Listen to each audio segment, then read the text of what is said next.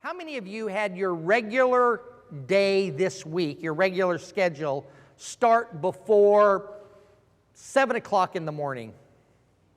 Okay, a few of you. Any of you before 6 o'clock in the morning? Okay, a couple of those.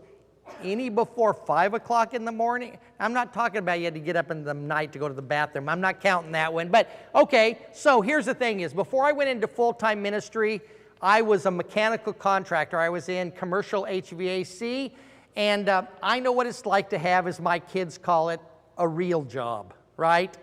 I was a contractor in Denver, Colorado, pretty busy construction market, and I know what it was like to be at the shop before 6 a.m. to get the teams out to their particular job sites, and after they came in around 4:30 and wrapped up their day, I still had work, whether it was design work or estimating work, and so my days could go from 6 in the morning until 7 or even 8 o'clock at night. I lived on one side of town for one of my jobs and commuted to the other side of Denver, and it was, believe it or not, in Colorado it snows on occasion, and so I'd have to navigate those streets uphill in the snow both ways, right? I worked for companies where I was overworked and I felt underpaid, places that didn't have benefits. There was a time that I was let go from a job, not because of a fault of my own, but because of an economic downturn. In other words, I know what it's like to have a real job Monday through Friday, or maybe even Monday through Saturday, and come Friday, the week is over, you're looking forward to Saturday, and if you were like me, Sunday was always given to church activities as we did Bible class, and Sunday morning and Sunday night, and usually some kind of other activity, and so you come in on Friday night and you plop down in your favorite spot, and your wife comes in and says, "Hey, just a reminder, tonight's the marriage seminar," and you think, "Yay," right? I appreciate you being here, but more than that, I want to commend you, and I mean this seriously. Tammy and I have had the opportunity, as David said, to speak to lots of groups. And I'm not here to judge any individual because I don't have enough information, but I know that in virtually every place we go, there are individuals who go, "I don't need a marriage seminar. We don't have time for a marriage seminar," or there's something else more important. And I'm not saying that this particular activity is a make it or break it for marriages, but simply put, they're not giving much attention to their marriages. And if tonight you came kicking and screaming, being pulled by what little hair you have left on your head, I want to commend you. And the reason why is because you're being intentional regarding your marriage. I hope, as I expressed it to someone, that it's no worse than a dentist appointment that you're dreading, and when it's all done, you go, "Well, it wasn't that bad. I don't know what I was dreading." But hopefully along the way that you're going to glean something from it. But I can almost assure you of this, and I'm not just speaking highly of her because she's my wife, but I cannot tell you the value that wives are finding in being able to hear from someone other than a preacher or a shepherd or a Bible class teacher about their marriages. They need to hear from someone who's truly walked in their shoes, another woman. And so tonight, your wives are being benefited by the time with Tammy, and if nothing else, I'll entertain you, hopefully, until they get back. All right, so that's the way we're going to approach it. I mentioned my dad being a gospel preacher for more than 50 years, and I remember when he would come in, he would always kick off his dress shoes that he had wore all day, and I remember when I was young, I would put my feet in his shoes, and I'd kind of shuffle around the floor. I was reminded of this a few years back when my grandson actually took the shoes off of my feet and put them on. He goes, "Look, I'm Grandpa." Right? Now, I knew that at that point in time, those shoes were too big for me to fill. They weren't my size. But it wasn't until I got married that I realized how big my father's shoes really were. Little backstory about Tammy and I that I didn't share in our introduction, not to reserve it for this, but when Tammy and I first met, she had very little interest in me at all. She didn't know it at the time, but Tammy was pregnant. And by the time we began dating, she had my oldest son, who is not my biological son. He was 3 months old. And we went out on our first date in the end of February, and we were married the end of June, a very short courtship. And I remember my mom telling me, she says, honey, she said that because I was her favorite of the kids. She says, honey, we love Tammy and we love little Josh, but at 20, do you think you're ready for all this responsibility? And of course, Mr. 20 says what? How hard can it be, right?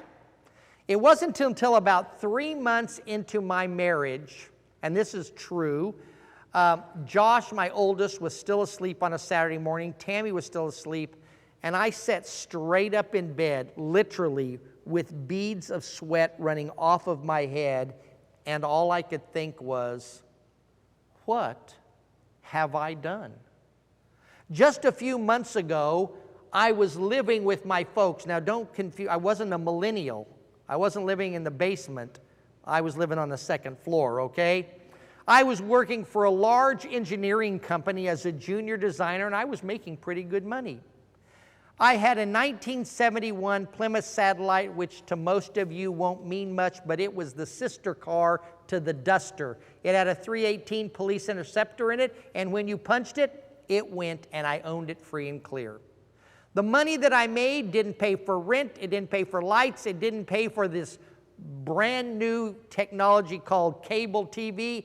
It didn't pay for any of that. In fact, the only regular bill that I had at that time, ready for this? A full coverage on my car was $26 a month. That was it. And then, with a simple I do, my world changed. I became the husband, and at that time, a father as well. I was the leader, the spiritual leader, the provider, the protector, all those kind of things, and I went, whoa. These shoes are huge. And so before we try to get our feet into our wives' shoes, I thought it would be important for us to spend a little bit of time talking about not just the pair of shoes, but the closet full of shoes that God has given us as a husband. The first pair he slides out are a big, giant pair of black dress shoes, in which he said, you are to be the spiritual head of your family. I pick black dress shoes because when I was a boy, we had 3 kinds of clothes. We had play clothes, school clothes, church clothes. Don't let mama catch you playing in your school clothes, which was confusing because this year's play clothes often were last year's school clothes, but there was no mistaking that our church clothes were for church. For us, it was usually a little white shirt, maybe some black and blue slacks, and those iconic black dress shoes that my mom and dad on Saturday nights made us polish watching Hee Haw and Lawrence Welk. I mean, it was like a sweatshop, right? So we knew what those were. Don't get caught playing it. They were often pretty, but they were kind of uncomfortable, and so I think of spiritual things around those kinds of dress shoes. I'm not sure exactly why God chose to make you and I the spiritual head of the family, but I am convinced that He did. As the pages of Scripture open, Adam and Eve have been created. They've been put in the so-called Garden of Eden. They have a life without care, without worry, with God's constant provision, and only one particular warning, at least as we have it recorded, and that is that you may eat of every tree except for that one there. And like a hot plate at a Mexican food restaurant, when they say this plate is hot, what do? We touch it every time. And they went right for that tree, at least so it appears, and they ate of it, and it changed the world, and it most certainly changed their world as well. And so in Genesis chapter 3, when the fall is recorded, we find that God turns to the wife and He said, your desire shall be for your husband, and he shall rule over you. It is the exact same word that is used of a king that rules over a kingdom. Now, before you start thinking you're the Lord of the manor, hold that thought before you come to that complete conclusion. We go on to find out that as Scripture unfolds, that this principle of male spiritual leadership is a constant through it.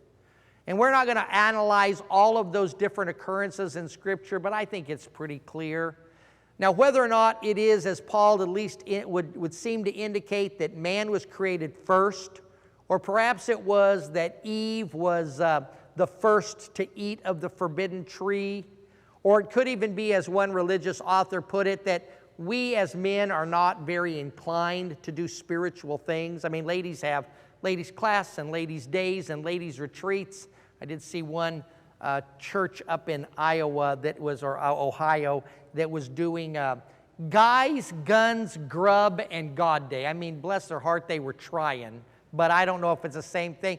And so this author suggests that maybe God said, I need to assign you the task of being the spiritual leader, because if you're not given a task to do, you're just not going to do it. I don't know, but I'm convinced that that's the charge. But even more so, I'm convinced of this, and that is that I'm the worst choice, at least in our family. Tammy is more spiritual, frankly, than I am. Tammy is a better prayer warrior. She's a better Bible student. She is, if you had the opportunity, you would find out that she's a better Bible teacher than I am.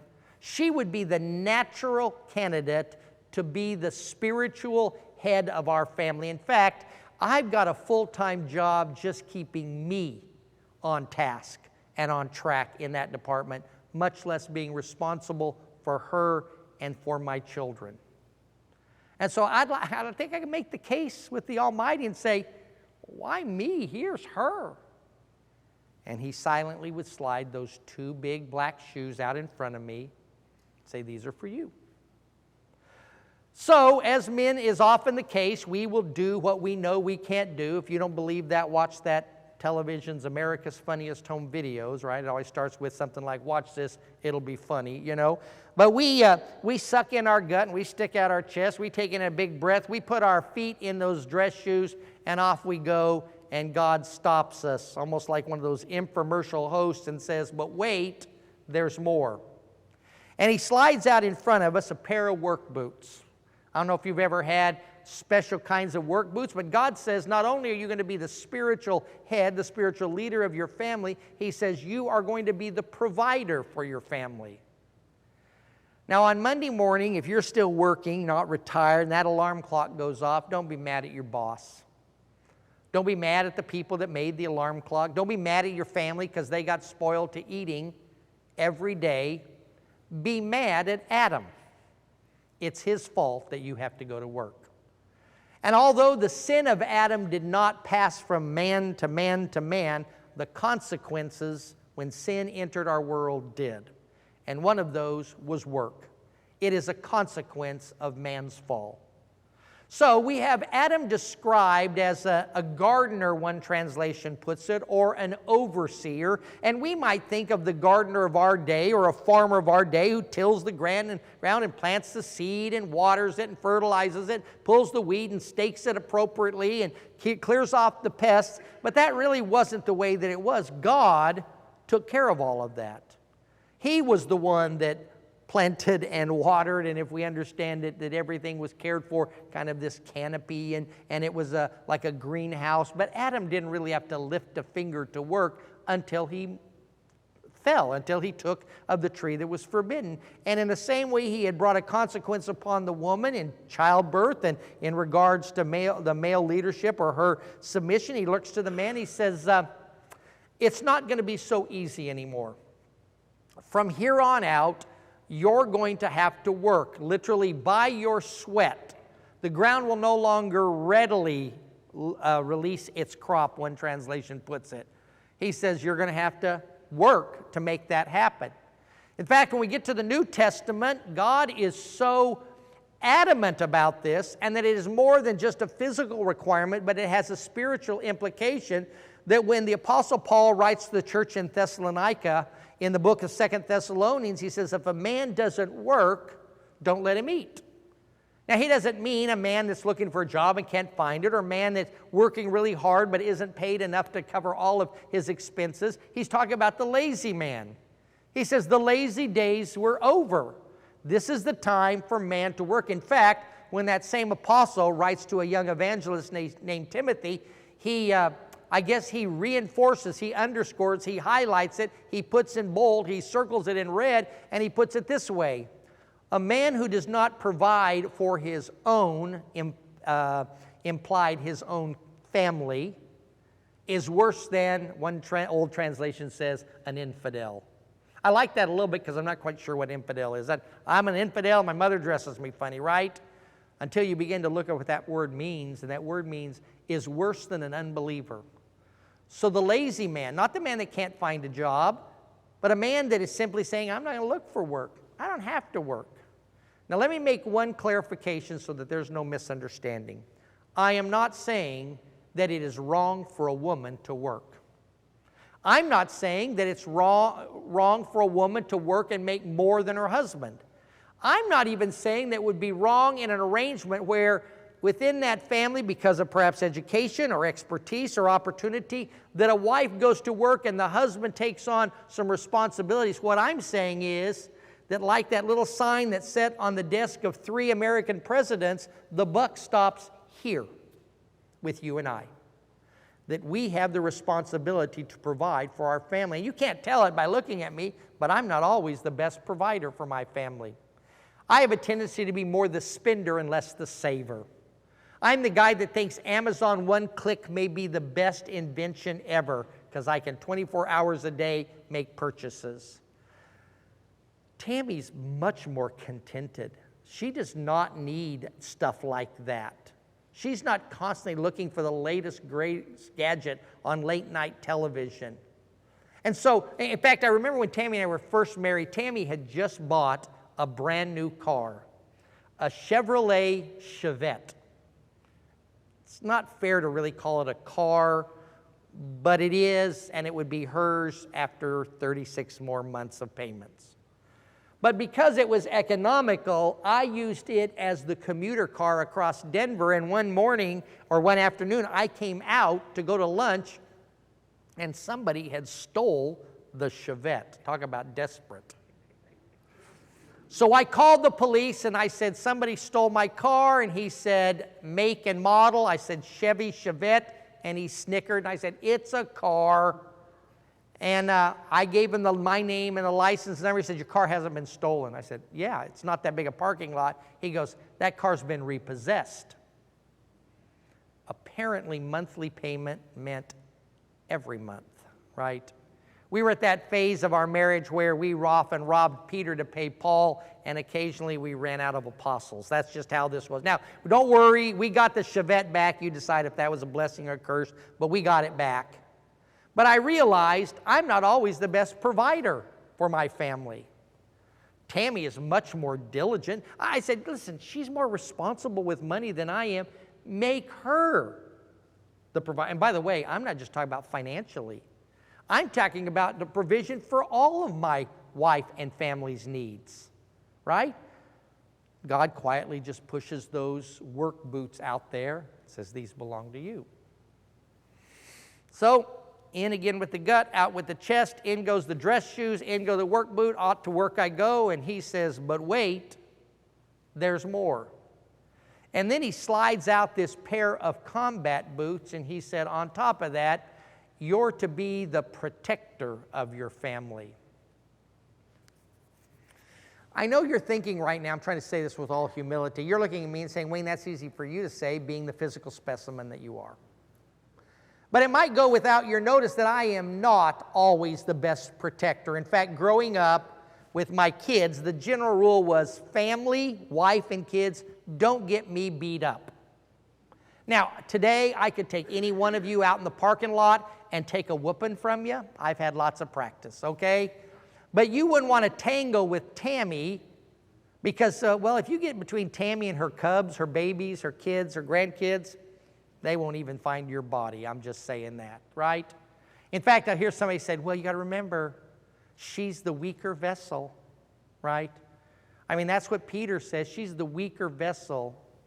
Now, let's see how I can say this. I don't want to offend anybody. Not all wives are fragile and frail. Does that make some sense there?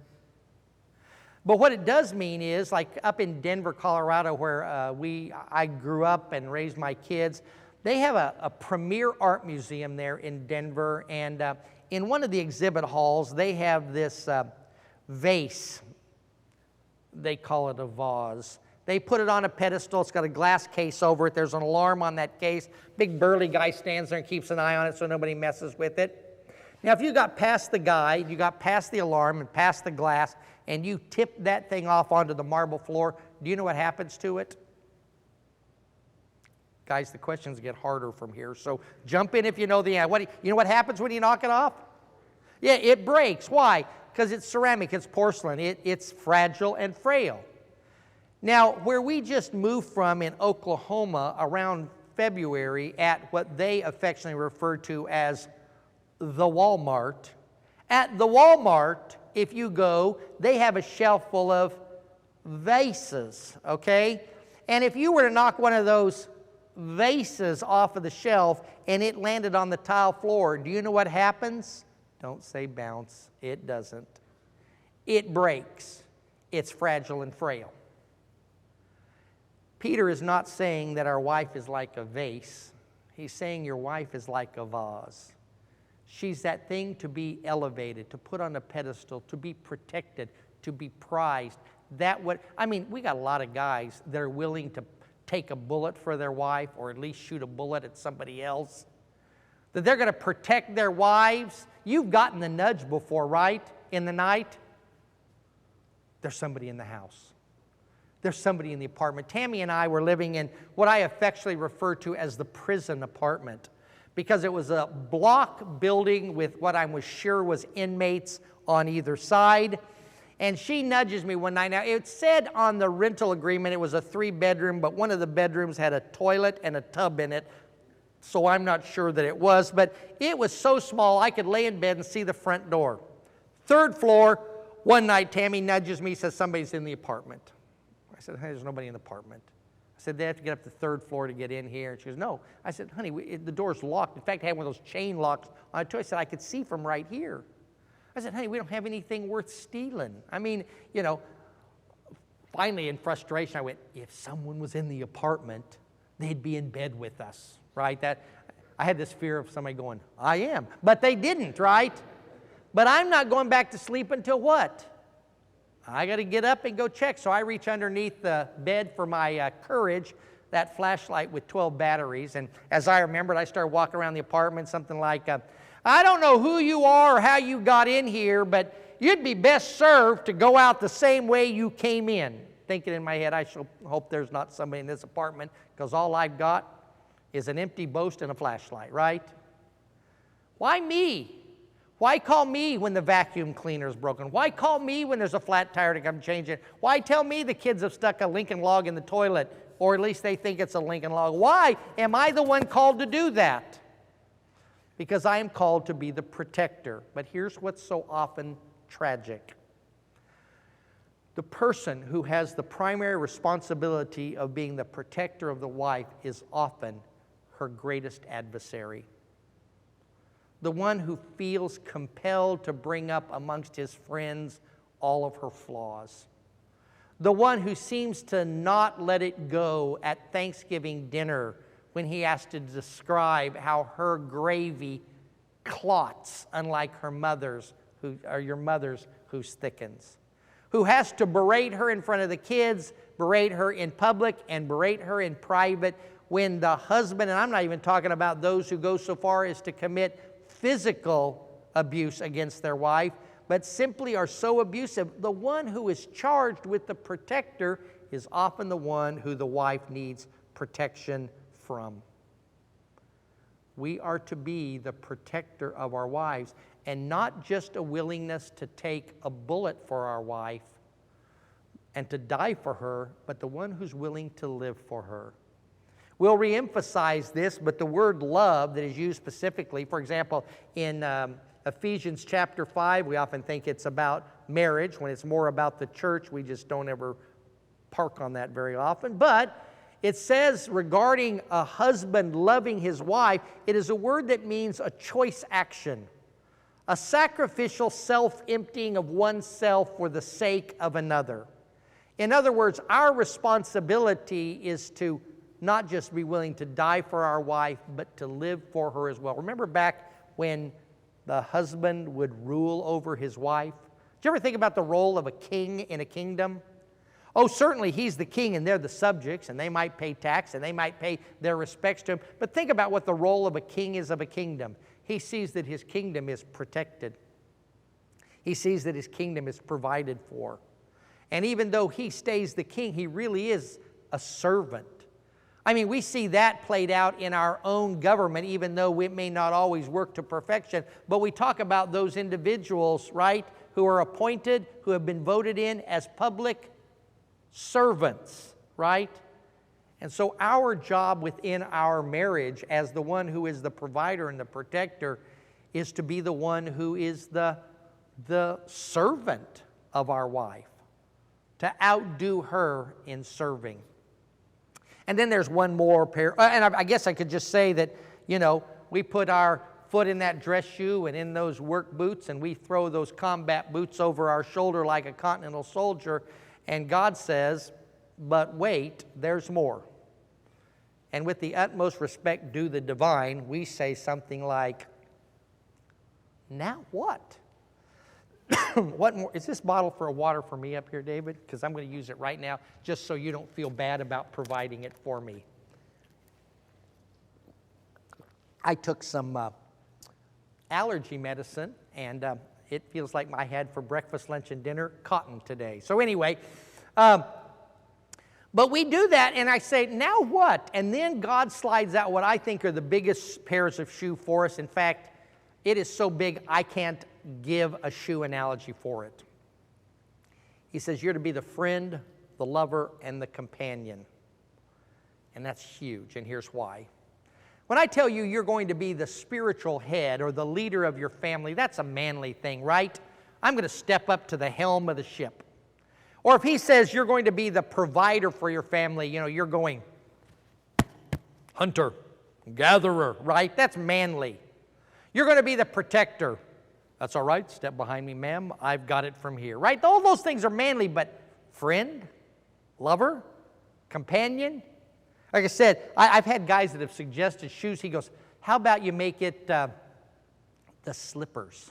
You know, when you get home, your wife gets you slippers. I went, you need to go to a seminar if you think that's the way that works.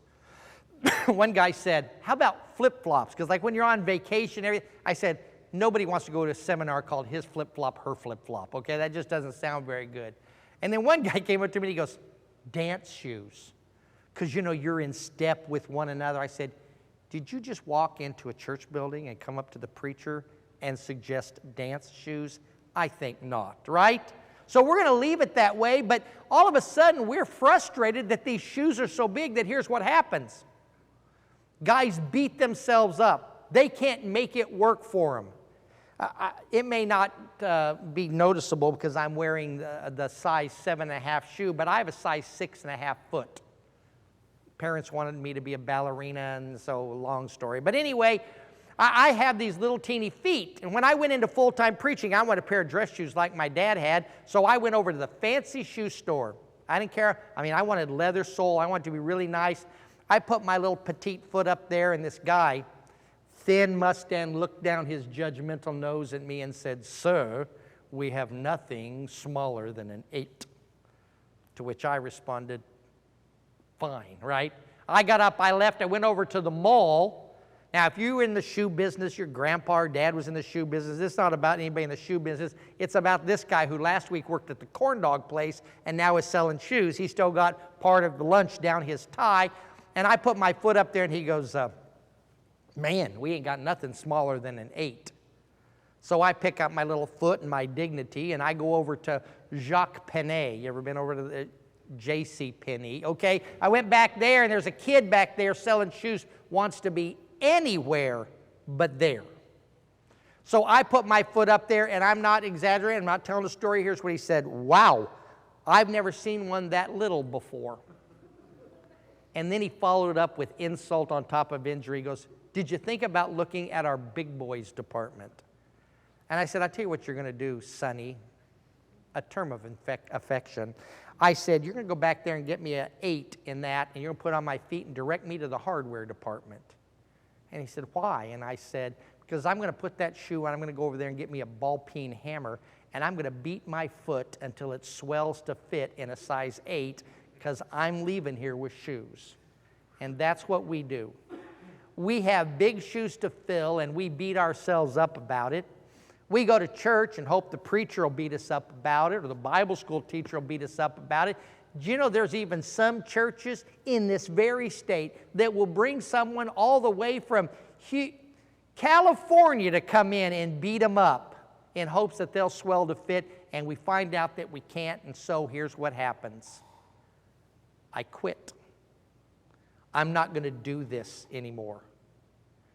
And whether or not they stay in the relationship and stay with their face in their hands, or they walk away from it because they can't fill it.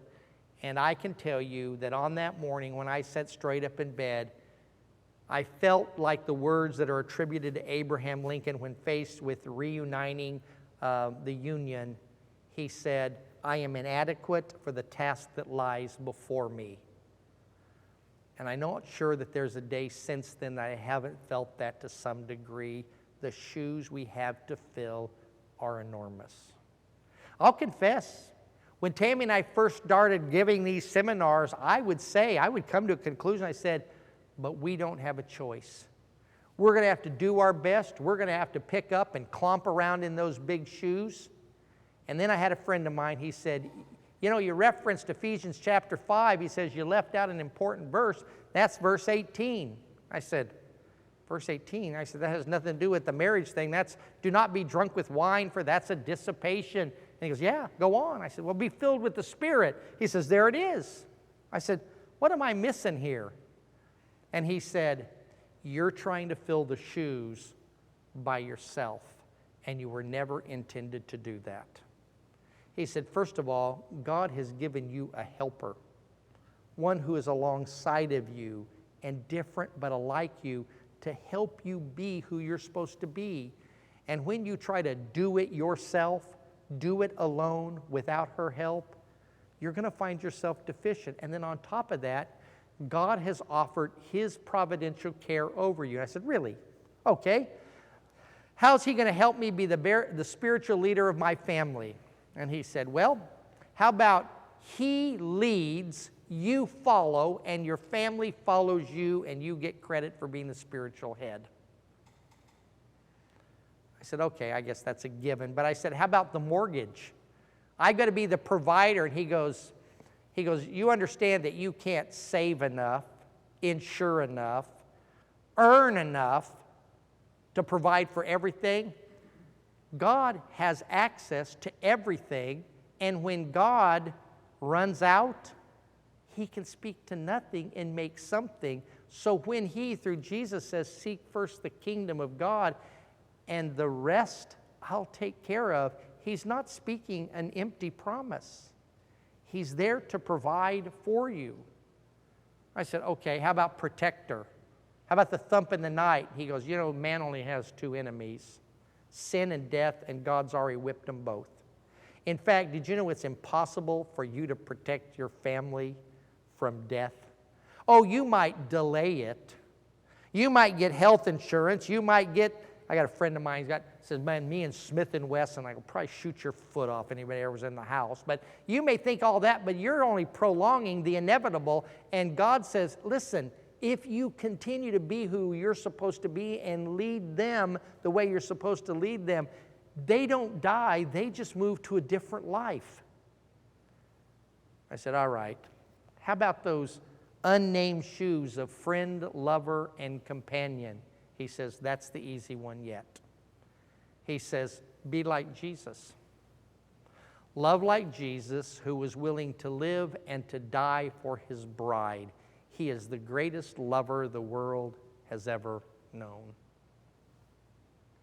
Began to think about that a little bit, and I remember back when by the way, if you tell this story to your wife, I promise I will sick Tammy on you and they will not find your body, okay? 6.5 size shoe comes with an appropriate body. My junior year of high school, I am 4'11". As I enter the school doors on that first day, you may not know this, but high school girls do not find any affection for 4'11". I mean, some of them will go, well, look how cute he is. But I'm just saying, they're not. I needed to be man height, and in my opinion, at least 5 foot was in the man heights. So I went home to where I built models, and I took a piece of balsa wood and I carved 2 lifts for my shoes. Diane, don't be laughing at this, okay? And on that next day, I was 5 foot, 1/8 inch tall. Now, I could have been 7 foot, not felt any taller, but you know what I needed? I needed a lift. I needed something to make me more than I really was. And God says, I'm there to do that for you. You can't fill them by yourself, and here's why it matters so much. I am convinced that almost every wife is in love with someone other than her husband. She's in love with the man we pretended to be. You remember that guy who wrote her notes and called her sweet names and tried to impress her, told her mother how much you loved that casserole, all those kinds. The one who finally proposed to her and she goes, yeah, I'll marry you. Or maybe it's the guy that we promised we'd be. You know, on that wedding day, we promised to love, honor, cherish sickness and health, rich and poor, good times and bad times, keeping ourselves from all others just for her. And the preacher with some reservation said, do you take this man? She goes, did you just hear what he said, what he promised? Of course I will. Or maybe it is that she's in love with the man that she knows we have the potential to be. Tammy says that the first time she truly noticed me was the time that she had come to church on a Wednesday night. I was giving a great presentation as a devotional, which I affectionately refer to as beating Psalm 23 to death. That's what I call it. And she said on that night, she saw me and she leaned over to a friend who she had not yet told, because she hadn't told her family or her church yet that she knew she was pregnant. And she said, I could marry a guy like that. And so some 16 years into our marriage, when I finally told her, I said, I think that I want to leave the construction industry and I want to go into full-time preaching. She goes, I've just been waiting. She goes, I knew that I married a preacher, and when we got married, I just had to wait till you caught it up to figure it out as well. In other words, she's been waiting me out. Or maybe it is that she's in love with the man that we're called to be, the man she needs us to be, the man that probably down deep inside we want to be. And so it's really important that we let God help. I don't want you to leave tonight feeling overwhelmed by those big pairs of shoes, but instead saying, I don't have to do that by myself.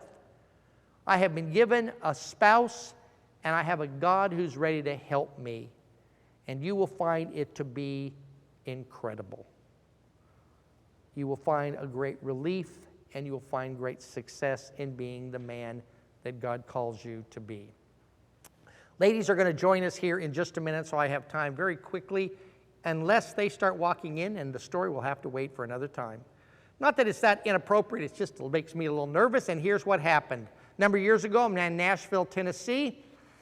We have a pretty large seminar, about 200 in attendance. That was a Friday night and a Saturday, and on Saturday morning, the preacher, who's a good friend of mine, he says, I understand you gave all the men homework last night.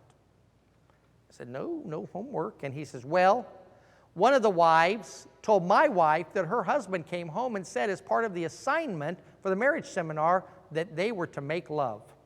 And I went, whoa. I said, I would not have been as presumptuous as that. So on Saturday morning when the men were gathered together, just the men, I said, we got to talk about something. I said, apparently one of you is using this seminar for your own personal advantage and blaming it on me. So we went on through the seminar. It was all over, and afterwards a guy walked up to me and he said, I'm the seminar guy. I'm the homework guy. And I didn't even catch it at first. He goes, I said, pardon me? And he goes, I'm the homework guy. And I said, oh. I said, well, I hope that worked out for you. He goes, it did. I wonder if I could get extra credit. Okay, so let me just tell you right now, there is no homework tonight, at least by way of assignment.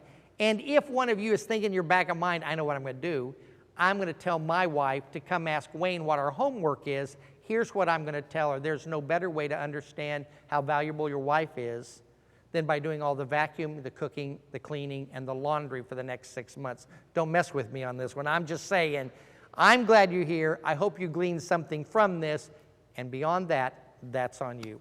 As soon as the ladies get in here in about 5 minutes, we're going to do a very fun, interactive. Trust me, you will be ridiculed, humiliated, and embarrassed, but I'd like you to participate anyway.